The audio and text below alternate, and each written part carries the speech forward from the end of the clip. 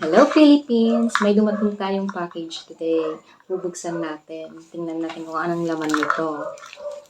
Ito ay bigay daw ng isang chef sa Samar. So, let's open. Ayan, may mabuksan. Ang ganda ng pagkakabalot.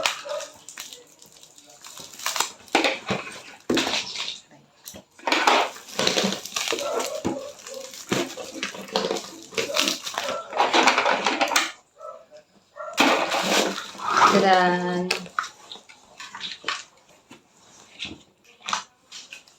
Dubai Canofa Chocolate. So, let's try. Ang lasa ba talaga nito? Masarap ba? Kasi balak kong gumawa ng canofa. Gagawin na, lalagay natin sa chocolate brownies. Nga pala. Lalagay natin sa brownies. So, kasi gagawa lang ako ng alternatives para sa canofa ka-type. Tadaan! Sabi nila, hindi daw ito masarap pag nasa freezer. Pero pag, chiller lang, mas masarap siya. So, let's try. Yeah. Wow! See, kung masarap nga ba?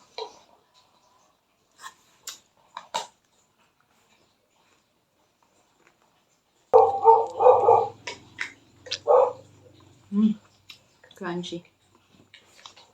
Hindi ko masyadong kita yung loob.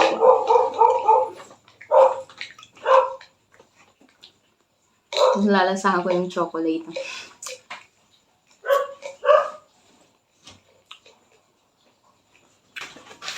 More on chocolate siya. Hindi siya hindi siya gaanong may pistachio sa loob. Pero crunchy yung canofa niya.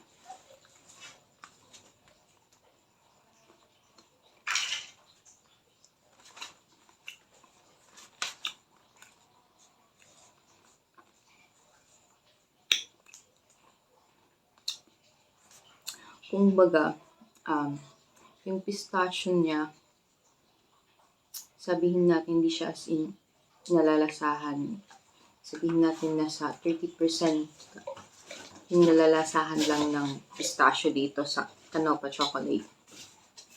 Kasi mas nangingibabaw pa rin yung chocolate at saka yung crunchy ng Canofa.